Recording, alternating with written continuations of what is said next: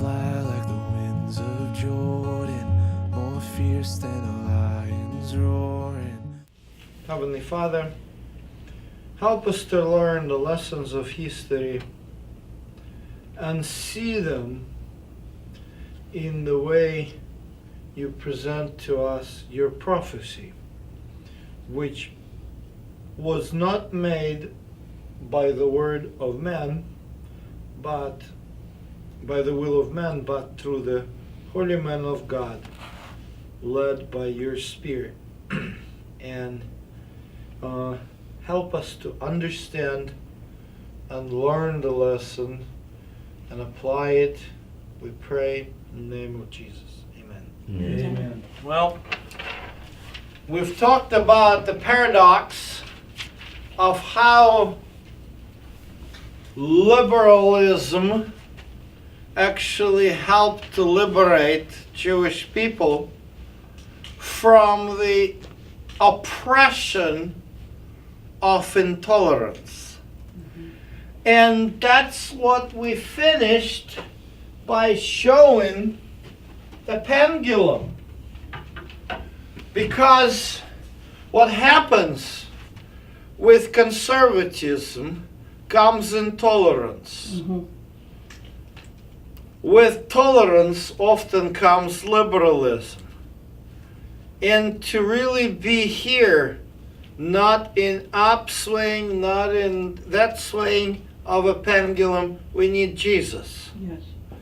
Because Jesus is a balanced combination of love, acceptance without liberalism, and without intolerance. So, as we talked about, the freedom that allowed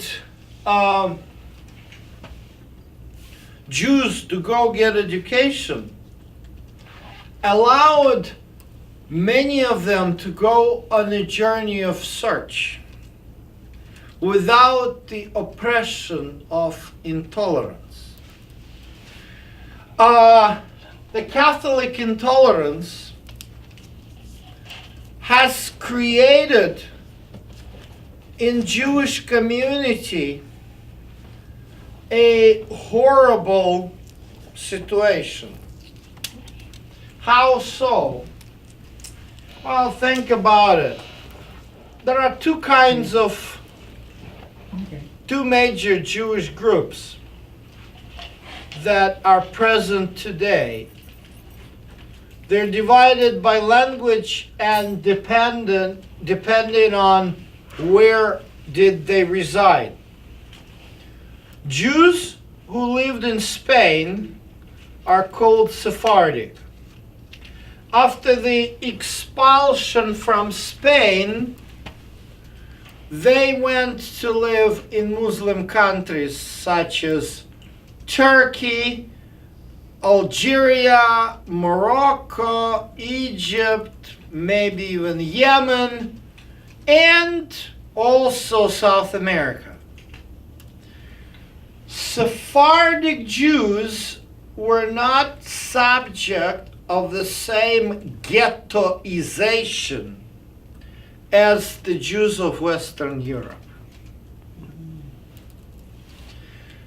Jews of Western Europe were forced into conditions when they were segregated, religiously segregated. Religious segregation meant no possibility to intermarry. A marriage of a Jew to a Christian with the Jewish party accepting Christianity always led to a subsequent loss of any kind of cultural, national, and religious identity. Whereas the reverse process was punishable by death. In other words, a Christian could not marry a Jew and not be punished. A Christian in Western Europe, for a Christian to accept Judaism, to become part of a Jewish community, was risk of death. The result was forced inbreeding. The Jews of Germany and Eastern Europe, as known as Ashkenazic, can be identified genetically. Why?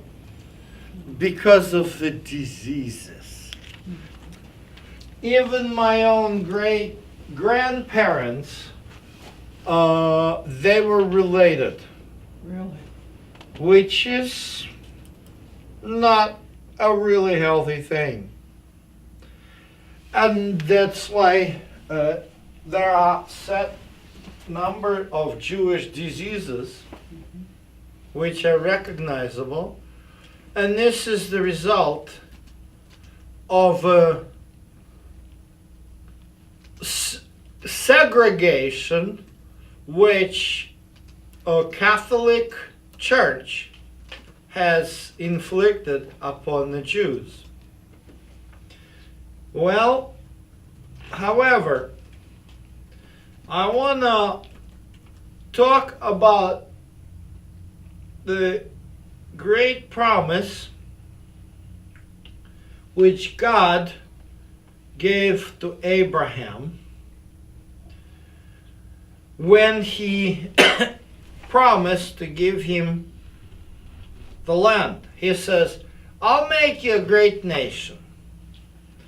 I'll bless you and make your name great, and you shall be a blessing. I will bless those who bless you, and I'll curse him who curses you. When we talk about 100th anniversary of Soviet era, of the October Revolution, I cannot help but bring this text to your attention as a fulfilling prophecy. Where is it, Sasha? Genesis 12, chapter 3. Thank you. So this is the story of Jews and communism. And why did Jews, or whether or not did Jews support communism? It is very unfortunate that what I see American anti-Semitism is actually based on several stereotypes. Stereotype number one, which is not a subject of our discussion, but it was created by Brits, that Jews have money and control the world. I would beg a difference. There is plenty of evidences that in the coffers of British novelty that didn't go away anywhere, there is much, much, much more money than any Jews ever had, because British novelty participated in the robbery of India and in the robbery of national resources here through Hudson Bay Company and East Indian Company. Even British royalty? Royalty? Novelty? Royalty? That's kind of there. There are many of them are Isn't into... King George? Isn't King George? Oh yeah! Yeah, I mean, they raped the colonies Oh yeah! for taxation. Oh yeah! This is all...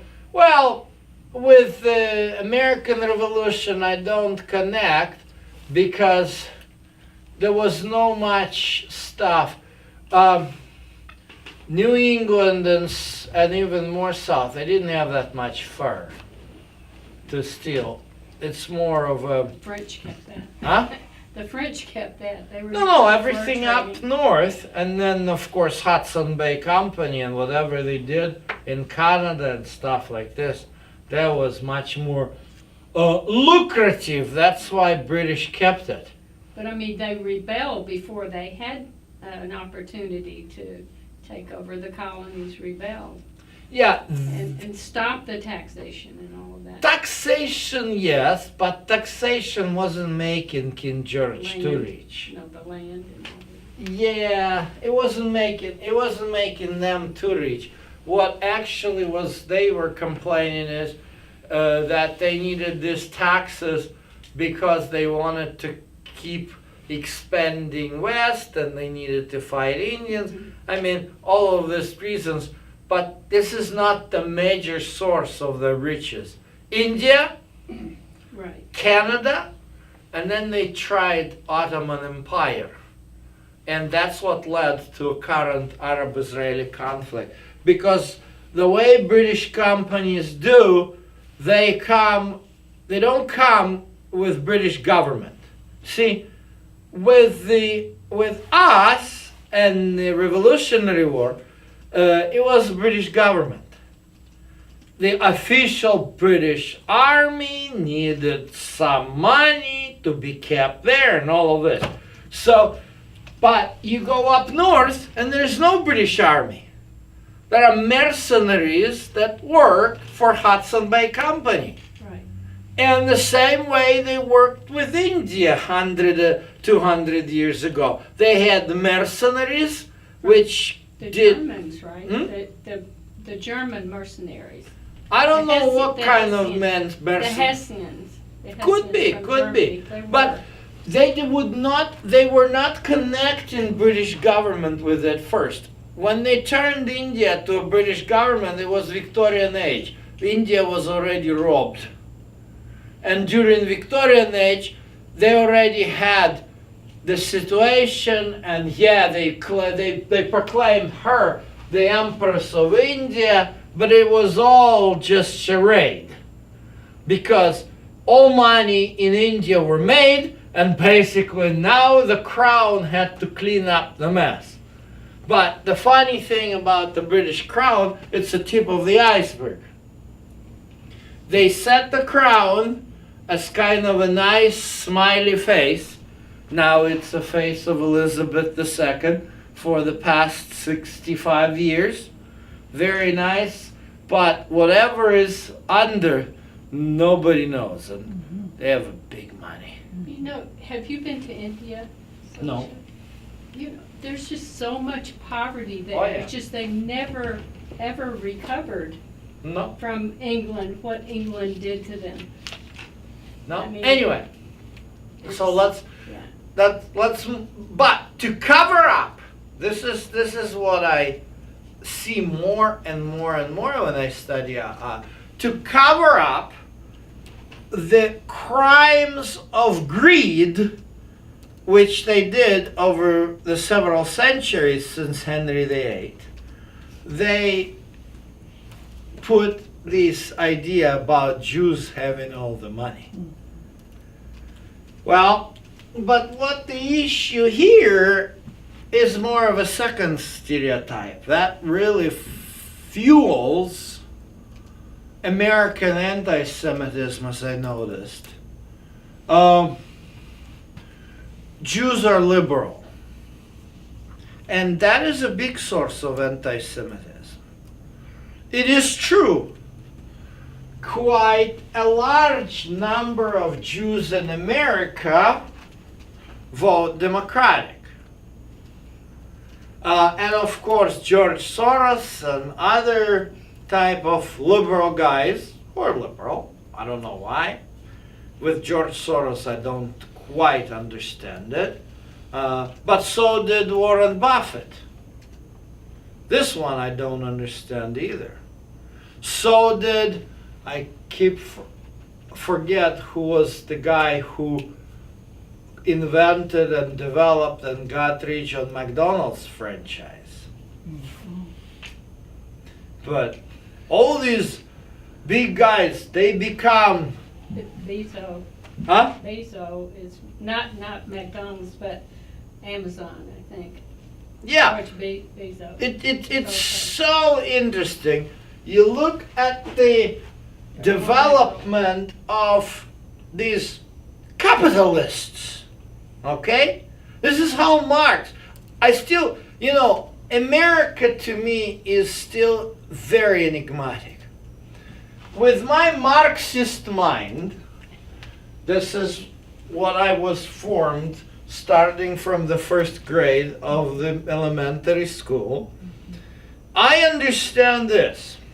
Okay, if you're a rich guy, you're supposed to be a capitalist. Then wouldn't this capitalist be the conservative? Whereas some kind of trade union, whatever, all these yappy guys would be a liberal. That's natural. But no! I don't understand how guys with money who work so hard for their money, how in the world, when they get all their money, they support liberal causes? Because they're hypocrites, that's why. I just don't And get they're it. conflicted. I just don't get it. I just don't get it, because I watched this movie about the founder of McDonald's and how he really became rich. He was selling this kind of a baking machine or whatever kind of ice cream machines, and he couldn't make any money. He was really driving all across the U.S. on his old Chevy, trying to sell to these different small restaurants all these machines. He couldn't get it sold, all of it, and then suddenly he got this idea of franchise. By the age of 55 probably, that's when he really turned out rich, and he became famous and all of it. And then at the end there is this postscriptum on this movie. All the money he gave to this, to this, to this, to this, and all these organizations are liberal. I just don't get it, because to me, liberal is associated with Marx. And what Marx was teaching, the resources are financial resources are distributed unfairly. The only way to do it is a redistribution of the resources. And so, anyway. So the hypocrisy is they get their money and then they can bay at everybody else about, support the liberal causes, to assuage their conscience. But what really beats me, I mean, it's the only way I can figure what it. really beats me, Marta, is take Massachusetts. Liberal. This is To the very poor. liberal state with a very high standard of living. Right. Take Mississippi. Very poor. Very poor state where Very all these conservative. Mississippians are so poor. So from my Marxist mind, it is Mississippi. The poor people have to be liberal, and the rich Massachusettsians needed to be conservative to conserve their money which they had. No, it's other. I just don't get it. I thought the same too. Anyway, so why is it? And, That- and the universities too, that's taught. Well, universities I can understand. Liberal, but I mean, that filters down. Yeah, but the universities I can understand somewhat. I can't. But this kind of, when I look at the states and the way how the United States in the way it is composed now, demographics, voters and stuff, just does not correspond to anything I read in Karl Marx's Das Kapital. It just doesn't work. Marx was definitely wrong about what kind of classes tend to do what. Anyway, that's another subject in philosophy and economics. But why Jews are this way? That's the question which I bring up in this lecture. Sephardic comes from the Hebrew word Sepharad, means Spain. Ashkenazic comes from Ashkenaz, Germany. Okay? Thank you. Is that where you're from? Now, is that your heritage? Ashkenazi? Yeah, I am an Ashkenazic Jew. You? And my friend? No, I'm not a Sephardic.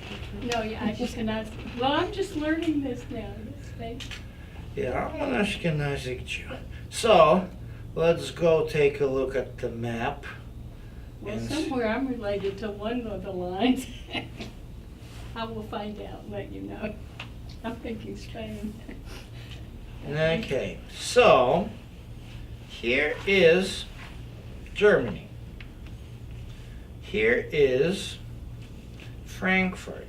We're all Jews unless otherwise determined.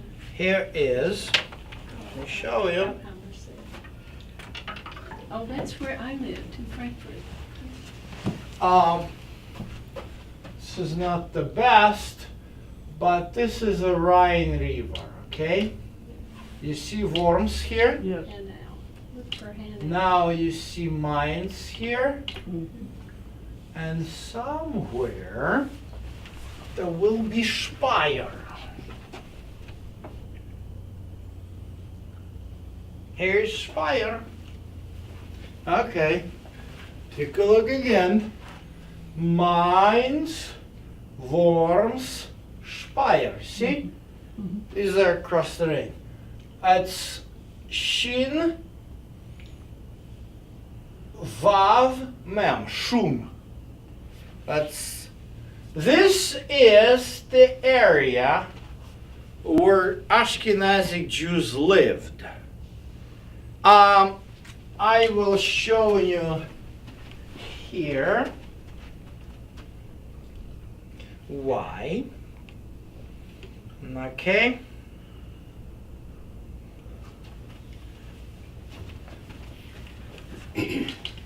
Here was Judea. Mhm.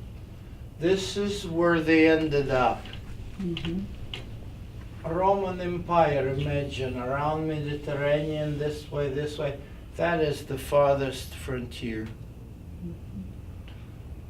Ashkenazic Jews ended up there from whatever.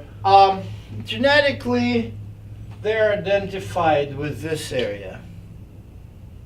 This is true. Some people make their own conclusions, telling that we are the Turks. But this is ridiculous because these people who are making this foolish conclusions don't understand the history. But in 135, this area was the rebellion, and the Romans really did the number on the Jewish people, and to avoid Roman persecution, that's where they settled, all the way there. And they lived there for a good 700 years before Crusades. Crusades and ghettos. Crusades were against the ghettos, but why am I saying about these three cities? They housed the largest Jewish population. What three cities again now? You're talking about Germany. Yeah, we're going back. Mainz was one, right? Yeah, correct. Where am I here? For area. Yeah, here. Over the Rhine. The Rhine. Over the Rhine. Speyer. Worms. Mainz. That's the Rhine. Speyer, Worms, Mainz. That's the Rhine. This is the cradle for Ashkenazi Jews. And, of course, there was a Jewish ghetto in Frankfurt all over. Two things about the ghettos. Ghetto is a perpetual rent. Huge rent. Talking about the Jewish riches. Have you heard of Rothschild? What? In English it's Rothschild. Oh, Rothschild, Yeah, yes. Rothschild. Rothschild. Roth means red, shield is shield. This was on their window a money changer's sign. It was a red color. But Sasha, for U.S., there's nothing wrong with being rich. Back to capitalism. That's what we all aspire, or most of us anyway, to be. So, where I'm from, we loved the Jews. We thought they were smarter and richer too, and they were because they were smarter. I met A lot of many them. other people. That was my culture growing up in the South. Yeah, but there was another people which I met, which are also trying to see, and actually was a kind of entrepreneurial people who hated Jews because they thought Jews are out competing them. And Well, that's okay. yeah, but And the it best wasn't man okay. win. It wasn't okay with them. Yeah. They That- became anti-Semitic because, Was this a New York group where you? No, You're no, talking no. about in the South, another place? quite a few people. Okay. Yeah, that's, it's just, Well, they have to blame someone for their own stupidity could be. and lack of success, I would say. Could harshly. be. But remember the Rothschild, money changing was one of the businesses Jews were allowed to conduct. You can go to the museum in Frankfurt Jewish Ghetto, and I'm dreaming to actually do it at one of these days, to take the group there instead of to Israel. And you'll see the house of Rothschild. If you know anything, whenever the stereotypes go Jewish money, Rothschild, Rothschild, Rothschild. And then the anti-Semites would try to pin Rockefeller to be Jewish, Oh. which is absolutely not true. Now you bring Morgan and tell everybody that Morgan was Jewish. For pity's sakes, for crying, or DuPont, Yeah. or whoever. But the anti-Semitic, in my opinion, this comes from Britain. Because all these guys, they became rich because of America, and British is the old money. So I think that's related, but I'm not certain about that. The bottom line is, going back 11th, 12th century, Crusades, number one. Number two, talking about somebody like Rothschild, They lived in the house. If you really look, their house is probably maybe half of this room. Do you know how much they paid for it? They paid the rent for this in equivalent of about 20,000 US dollars. This is how expensive was to live in Jewish ghetto. And you can't live anywhere else. You can't live anywhere else. So, Excuse me, Sasha, you lost me there. You're saying the Rothschilds had a very small area in the Jewish ghetto. and they paid rent. $20,000 A month. A month? A month. Oh, that's outrageous. A month. That's Rothschilds. unbelievable. I can't pronounce Rothschild. Rothschilds. Rothschild. Okay. Just say Rothschild like we would in the South. This is, I'm so used to Rothschild because it's German. Yeah. Say that, man. Why did I do it anyway? So Rothschilds, whatever, they were paying for those who couldn't afford. And that's the issue. So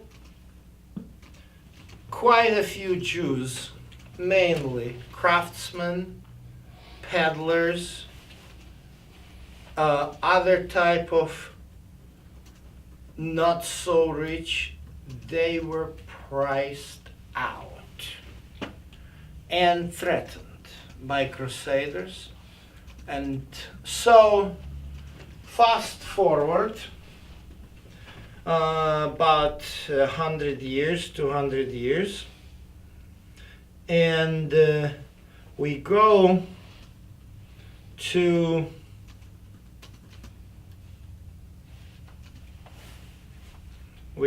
here. This is Germany to Poland. Okay? Poland was in a very unique historical situation.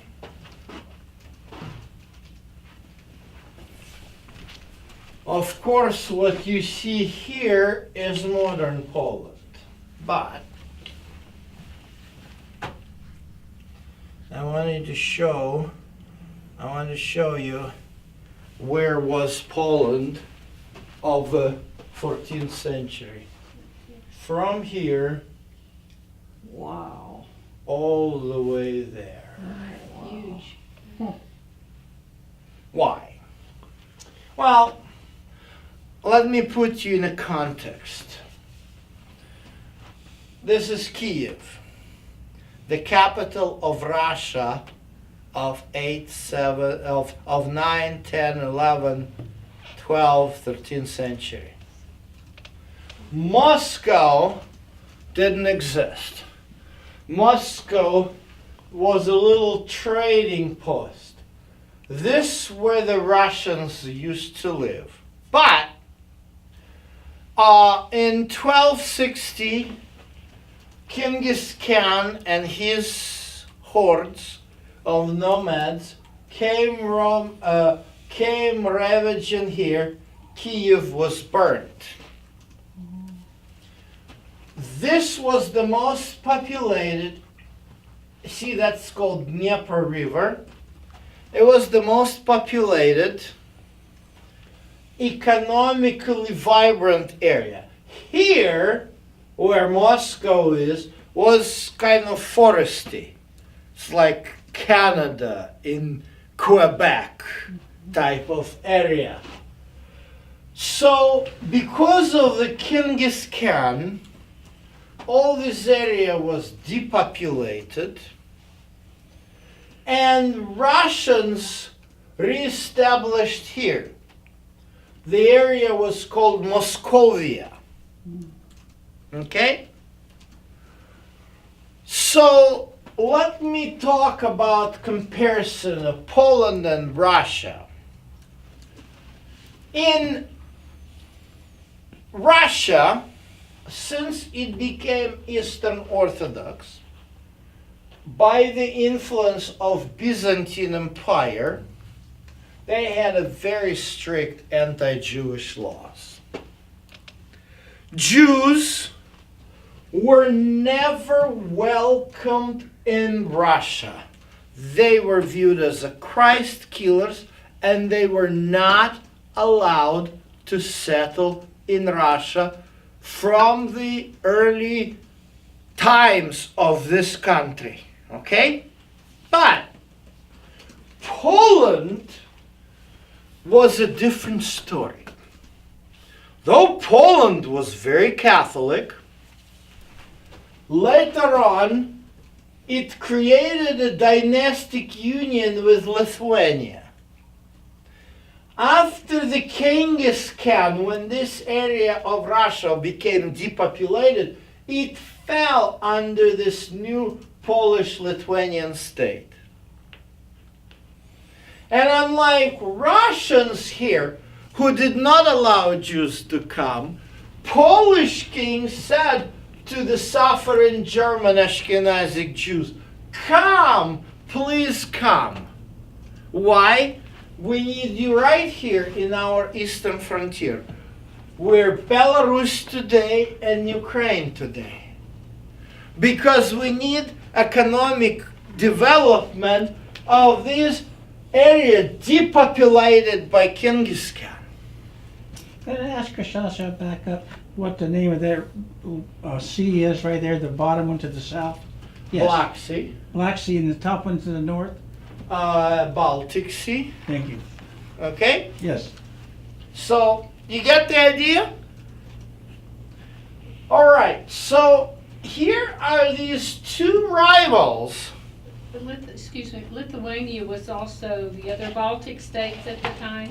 Lithuania Latvia was, and Latvia did not exist, Right, Estonia did not exist. Lithuania became united with Poland and created a big Polish-Lithuanian Right. kingdom. But Lithuania didn't extend to the other two Baltic states. No, then? no. Okay. These two Baltic states, as you see them today, they were not developed yet. So Lithuania was. So here's the deal. Why these two, Russia and Poland, are deadliest enemies in today. Really? But the animosity between Russia and Poland came as far as Ivan the Terrible. Why? I'll explain. Even before Ivan the Terrible, Poland was Catholic. Russia was Orthodox. Rome wanted to use Poles to Catholicize Russia. That's why Poland and Russia were enemies. Poland technically occupied huge land that used to be Russian land. And because this area wasn't very populated, and they were sending Jews there. Do you see what's happening?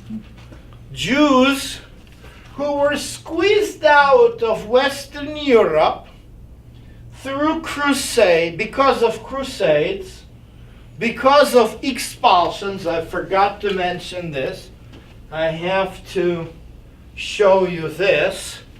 In 1290, there was an edict of Edward II who ordered the expulsion of Jews from England with confiscation of all of their property.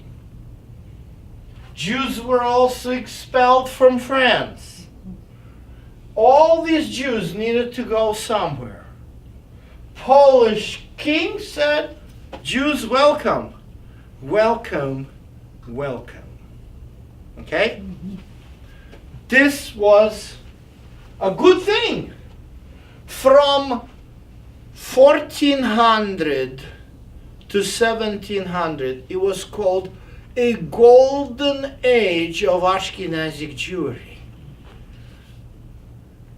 This is how my family ended up in Belarus, here. And my mother's side comes from a village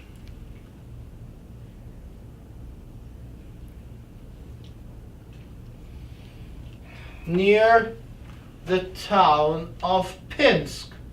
All these area, look, Pinsk, Stolen, Luninets,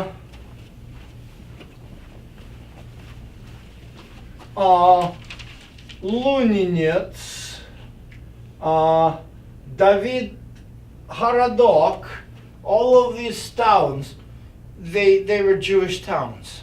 Well, especially David sounds like that's a Jewish town. That's for sure. That's why it's Jewish. Until, of course, 1941. Yeah. Of course, Germans killed all the Jews there. So, by 1750, Polish-Lithuanian Kingdom, or Great Poland, had 6 million Jewish population. The largest concentration of Jews everywhere in the world at that time. But it had its arch enemy, Russia. Russia saw that Poland was getting weaker and weaker, and Russian Tsarina, Catherine the Great, took the move. Together with the King of Prussia and Emperor of Austria, they split Poland and liquidated it, with anything east of Warsaw and Vilnius became in Russia. In 1789. Okay? As soon as all these areas became Russian, Russia got a huge problem on its hand. It was called a Jewish problem. Because Russia did not want any Jews, but they wanted Poland. But they didn't want any Jews, but they wanted Poland. But Jews lived in Poland, so Russians ended up having Jews on their territory, which they didn't want. And so, yesterday we talked about the French Revolution, which emancipated Jews in Western Europe, but in Russia. In Poland, Jews were equal status citizens. It was Germany, France, and England where Jews were second-class citizens. The tide turned. After the French Revolution, everywhere in Western Europe, Jews became equal citizens, and in Russia, they became second class. Okay? And this is where the commercial anti-Semitism comes. Russian merchants began to complain to the Tsar about Jewish competition. Because of that, what the Russian government established, the Tsar government established, right here, like this, it's called the Pale of Settlement. It was the area, very similar. Remember South African Republic and racial segregation, where they created what's called Bantustans, which the areas which were economically deprived of opportunities. And unfortunately, this kind of a segregationist policies led to a demise of a pretty developed country, which South African Republic was. Well, there's something similar is happening here. A huge population got locked inside their villages with no opportunity to settle anywhere else but in their areas. Besides the fact that Jews were forcefully, they were kidnapping little Jewish boys, 11, 12-year-old boys from the families, sending them to the Russian army for 25 years, trying to force convert them into the Orthodox, into the Russian Orthodox Christianity, with all of this. I'm not gonna speak on this too much. What I want to show you is what Russia was. And this is something which is very, very important. Because honestly, I don't consider myself liberal. But when I heard George W. Bush speaking about the goal to establish a Western-style democracy in Iraq, I immediately realized that President of the United States really doesn't know what he's talking about. Hadn't And changed. Hadn't changed. Happens frequently. And it seems to be that he needs a little bit of more education than he got in Texas. Yeah. Or better advisory. The problem is, and this is what I see, and I'm speaking from being on the other side of the Iron Curtain. My favorite thing, which I love to do, is to go to presidential libraries. And my favorite library is in Santa Barbara. That's Reagan Library. right, It's right. not exactly Santa Barbara, but Yeah, whatever. Reagan. It's Reagan Library. Why? Because I listened to what Gorbachev said and what Brezhnev said and what all of this. I listened to Soviet television since I was 7.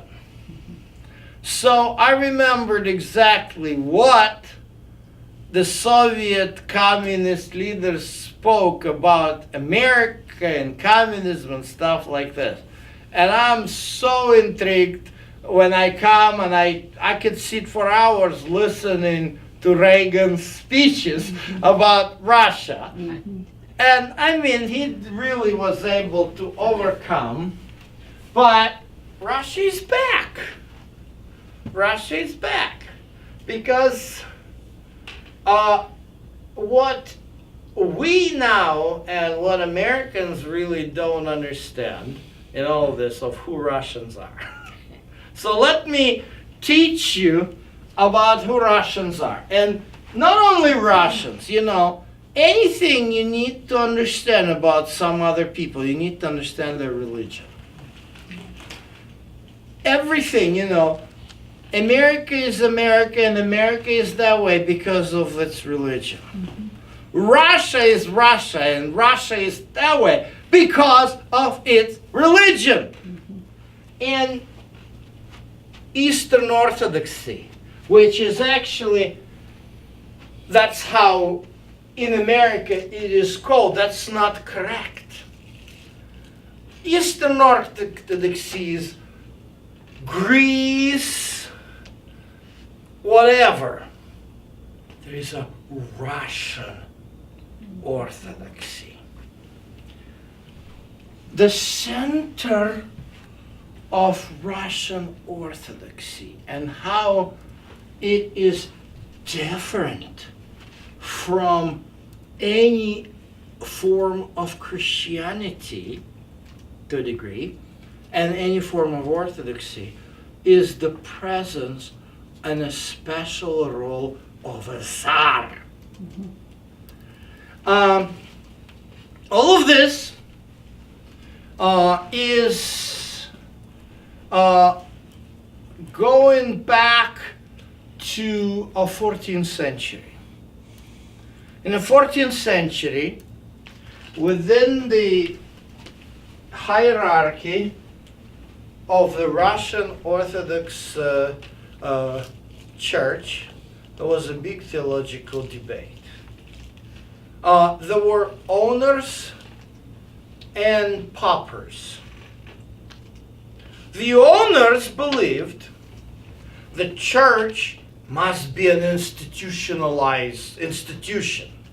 The monasteries, and it was correct about the West too, monasteries owned the land, conducted economic activity, were financial powerhouses, and were influential. That was basis also in Western Europe. So in Eastern Europe and Russia, yes, among all these political calamities, monasteries, at first they were safe houses for many people. People would cling to the monastic mansions because monks, they were talking about Christ, they were talking about God, they could teach you to write and read, and you know, with all stuff which was going on, there was lots of violence at this time. Monastery was a kind of a good refuge and solace, but it turned to be a different. It evolved. It evolved into this kind of powerhouse of economic and political influences. So in the 14th century, during the reign of Ivan III, who was a grandfather of Ivan the Terrible, there were two debates. In Catholicism, this debate didn't exist. In Catholicism, they had different monastic orders.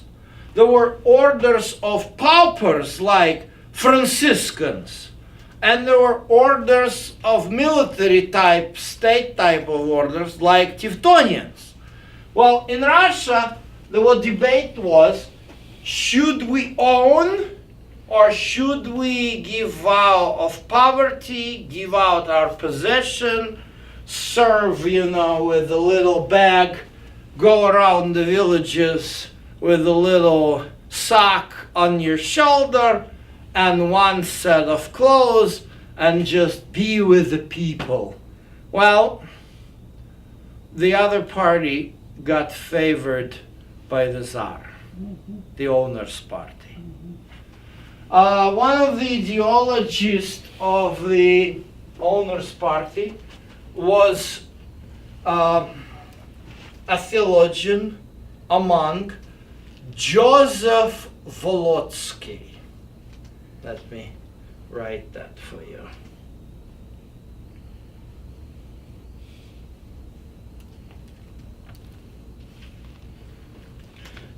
He is a central figure. If anything determines what Russia is Russia, it's this Joseph.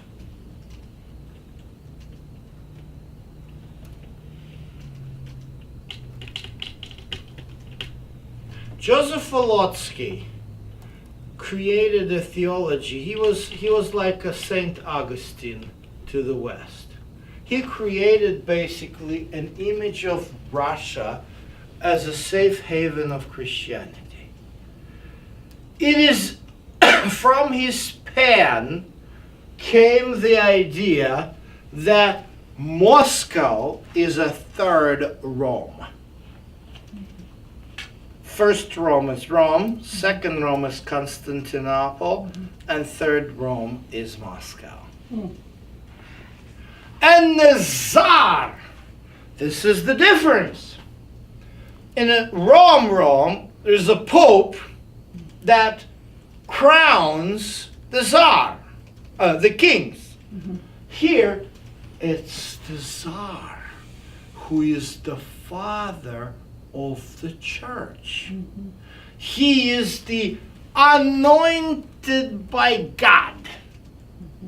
There is a similarity here with something which is much more familiar. What do you think is similar to? Anglican. Anglican. Yeah. Yeah, William the Conqueror. No, not William the Conqueror. It's after Henry VIII. Oh, When Henry VIII became the head Head of the church, yeah. the crowning, the coronation always is connected with anointing. The king, the queen of England is anointed. But the difference here is that after the revolution in England, the Queen of England is basically a very formal figure. It's mainly the face. It's a very smart strategy because behind this face, anybody can do anything. That's very smart. In Russia, this is different. Russia, it is the absolute monarchy. Tsar is basically a bridge between people and God. What they did, Joseph Volotsky took a biblical Old Testament or Old Covenant theology of kingship, which was applied to King David. He took it out of the context because, yes, King David was the anointed by God, but King David symbolized Messiah. And he applied it to czars, making a czar as the Messiah, as a sort of bridge. Russians cannot live without a czar. Well, back after the death, fast forward into his grandson Ivan IV, or the Terrible. After his death, Russia plunged into a terrible time. There was no Tsar. Eventually, they chose a Tsar, Mikhail Romanov.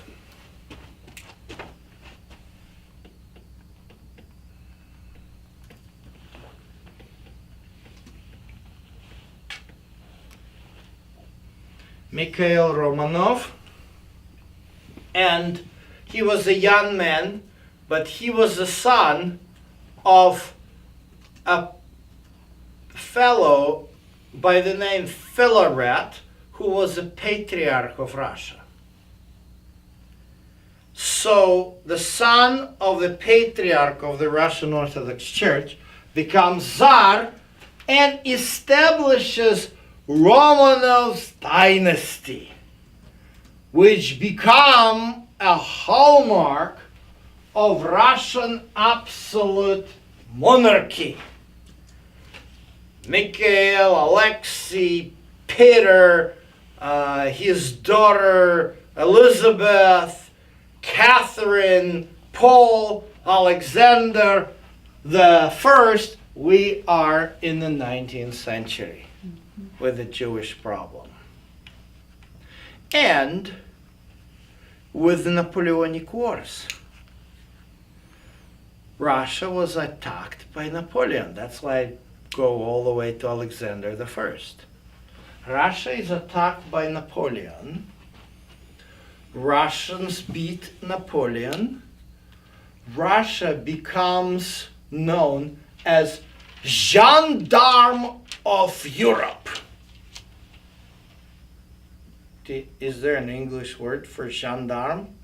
No? Policeman of Europe. That's French. Russia was conservative. France was liberal. Russia was conservative. You see, again, the pendulum. From no God, blah, blah, blah, to anointed one by God. Russia became the Europe policeman. Under Alexander I and Nicholas I, it became a Europe's policeman. Europe was full of revolutions. Anytime there was a revolution in France, they called for Russians. There was a revolution in Germany, they called for Russians.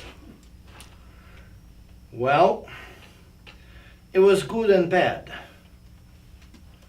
Because Russians came into Paris and learned a lot about liberalism. Russian officers marched back to St. Petersburg. And on December 25th, 1825, there was the first attempt of revolution. The group of Russian officers wanted democracy and freedom and wanted to depose the Tsar. And that's what the rebellion was crushed. But from the December 1825, Russian liberalism started.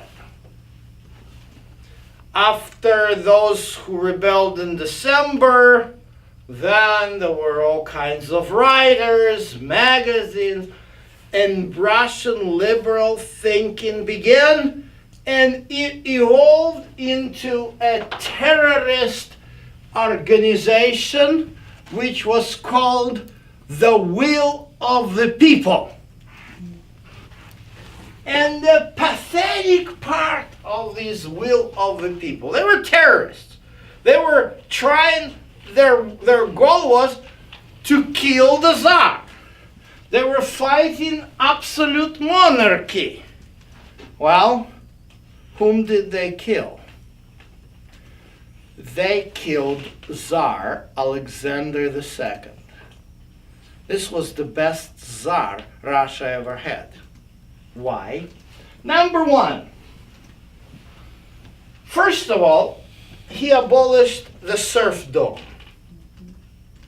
which was in every country in Western Europe. Serfdom didn't exist, until since probably middle 1700s.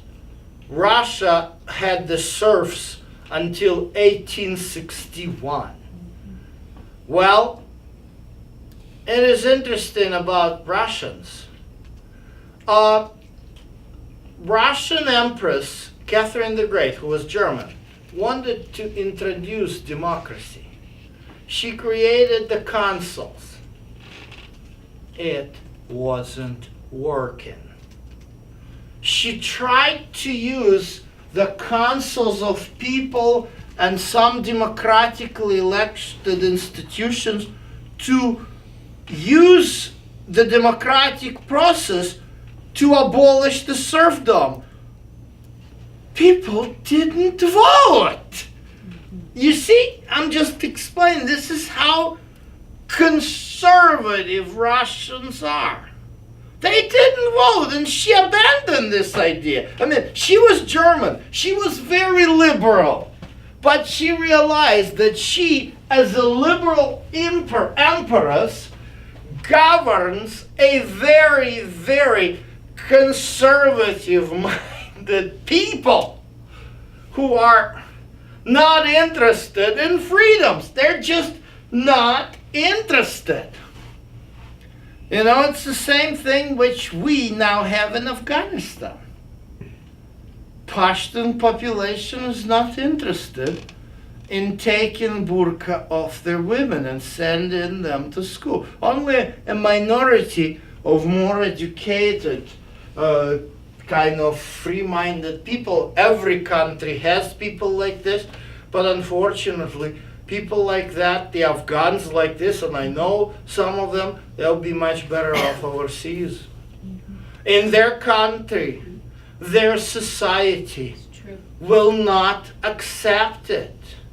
And I don't know why, but this is the way it goes. This is the way it goes.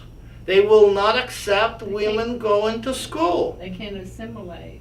Yeah. To that. And this was the same with Russians. When Empress Catherine the Great offered Russians one way or another to start abolishing the serfdom, no! They didn't want to go this direction. Well, Alexander II did it. And how was he rewarded? With a bomb thrown at his carriage. No, it wasn't even a carriage.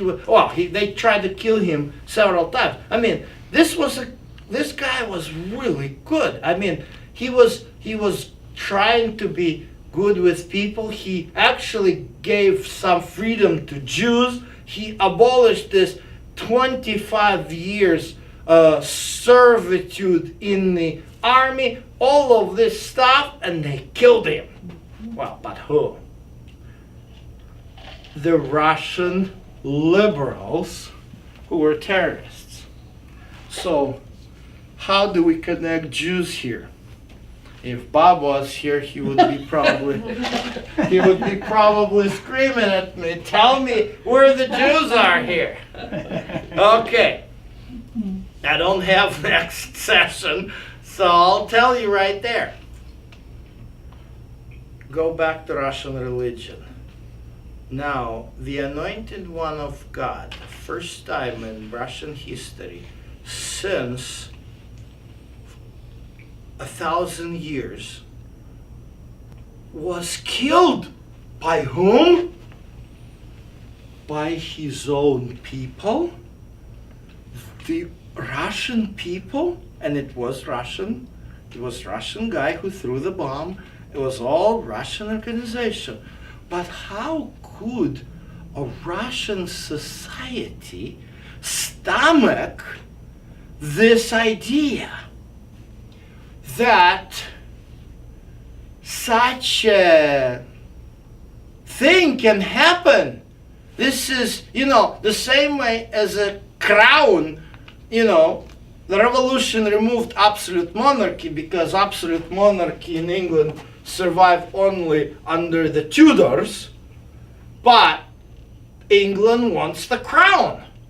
It's kind of icing on their cake. So Russians need Tsar the same way. And so Tsar is the beloved of the Russian people. How can we say now to Russian people that Russian people killed Tsar? So whom do we need, guess? Jews. 1883. The legend was born about the Jews, evil Jews, Christ killers, who killed Christ, and now they killed our Tsar. A year later, in the Pale of Settlement, in the territories which is now Ukraine, first pogroms started. And off the word is now known. This is a Russian word. Pogrom means massacre, ravaging, or pillaging. But it's, when you go to any dictionary, this word is used. How did this word come into American English? By immigrants from Russia. Why did 2 million Jews from Russia come to America? Because they wanted to be saved from pogroms. That's what they said. There was no similar word in English to describe. Yeah, let me write it down. So, 1883 That was the first pogroms. in Russia. From 1883 to 1914, 2.5 million Russian Jews came to America. And so, To our benefit. yeah, Really. it says in the Bible. Let's go back to the Bible. Let's go back to the Bible. I will bless those who bless you, and I will curse him who curses you. Guess what? I don't know any American except some foolish communists back in the 30s who moved to Russia. But I think there is a quite predominant number of Russians who wanted to move to America, including us. Why? Because what happens next is a tragedy of Jewish people. They were pressed. You see, when they got to Poland, and they were blessed there, but because they were on the eastern frontier, they were squeezed between the hammer and the hard place. What? Hammer and all? Hammer and a hard place. What am I saying? Yeah. Wrong? No, it's That's right, good. I that's like right. it. It's But fun. this is exactly what happened. They were squeezed. No, we say a rock and a hard place, but I like Same that thing. too. Ah, Same. yeah, rock and a hard. No, it's okay. I like It's just him. I like Yeah, it. that's good. We- They're right about Russia. I'm directly Yeah. translating it from Russian because Yeah, the we're hammer, talking yeah. about the hammer which used in a blacksmith Absolutely. and a hard place. I That's like it. exactly what happened. Not just the rock, but bam! Yeah. That's what it was. This class. They did not invite Jews did not invite Russians to invade Poland. That's No. amazing, right there. And It's just amazing to me. but Poland was blessed because they blessed Jews. For many centuries, Poland was blessed. Russians cursed Jews. Yeah, and that's what they got. Jews who couldn't come to America, the rest 3.5 million, they took up in arms. And so the will of people did not survive.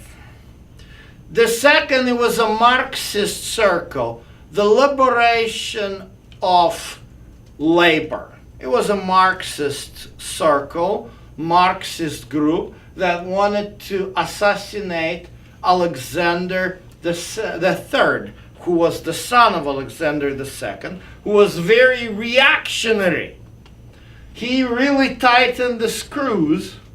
He was not successfully assassinated, but one of the leading figures among this liberation of labor group was a man by the name Alexander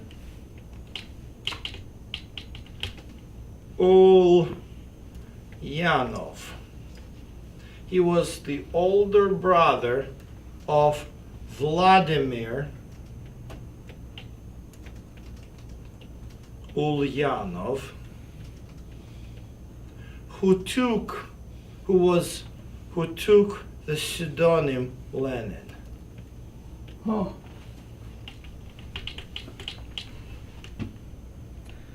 So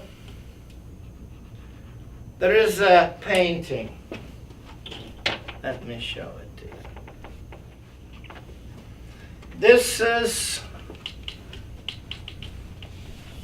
18-year-old student of the law school in Kazan University, Volodya or Vladimir Ulyanov, consoling his grieving mother because his older brother, Alexander, was executed for his assassination attempt on a Tsar. And the painting is called "We're Going to Take Another Way, a Better Way."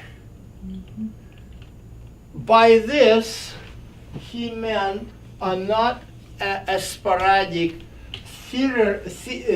terrorist activity which his brother was associated with, but an organized party which would take on the revolution as it was described in the works of Marx. And what Lenin discovered in the works of Marx, the class of people. See, this is where America differs, because I wasn't just talking idle talk about why Mississippians vote Republican, because it defies Marxist theory of different classes of people, that the society under the capitalism is divided into specific classes, and the class struggle leads to change into a social system. So he argued historically that there was a slavery society, slave society in Rome and in Greece, and there was a class struggle, and it moved up the level of civilization, and slavery was replaced with serfdom. And then the serf society, feudal society, had a class struggle, and it moved up the ladder into a capitalism society. So Marx was propagating that eventually a class struggle will eliminate the rich class and will create a classless society. That is the essence of the communist dream. So this young man wanted to go all the way through. And of course, fast forward years later, from the tribune of the former Women's Academy, he declares, "Dear comrade, the great October Socialist Revolution is won." And so now we are entering the new era of socialism that would lead us into the communism. All land, all factories, all businesses now belong to people. We nullify the private property, and so forth and so forth and so forth. So this is basically what he was saying at this meeting on October 25, 1917, 100 years ago. How did he manage that? Well, Lenin got smarter than Marx. He realized that a productive farmer is not going to go for revolution. A small business person is not going to go for revolution. A worker that is well paid is not going to go for revolution. Who is going to go for revolution? The one who has nothing to lose. Okay? Yeah, that's true. The one who has nothing to lose will go for revolution. So he needed to find the class of people who have nothing to lose. Guess whom he found? Jews. Because Russian czars and absolute monarchy and ultra-conservatism with this oppressive Russian Orthodox faith that worshiped the Tsar like God took from Jews everything they could possibly take and left people with no hope. And Lenin wrote in 1907 a manifesto to the Jews, inviting them to join the revolution. And they did. And they did. And they did. My grandparents did. My great-grandparents did. Why? They had nothing to lose. Judaism wasn't giving them anything. The Orthodox Judaism wasn't giving them anything. And Lenin promised, if you join up with me, we will end up the world of anti-Semitism. And people were just tired of this constant harassment, constant pogroms, and constant anti-Semitism. And that's why they went for it. And this is what is happening. Basically, all these 3 lectures, what I wanted to show you is the pendulum. This is not stable. This is not stable. To be stable, you need here. And what provides the stability for the pendulum? It's going to go this way, this way, this way, this way. Eventually it will stop here. Why? Because there is a center of gravity. And there is only one stable center of gravity in this world. It's our Lord Jesus Christ. Amen? Amen. Amen.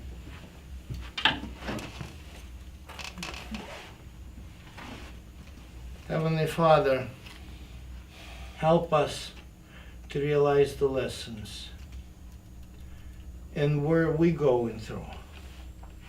As this society struggles between extreme conservatism and extreme liberalism, because there's no center of gravity. But you are the rock. You are the rock of our salvation. And we want to cling to you. Help us to see that. Help other people to see that. Amen.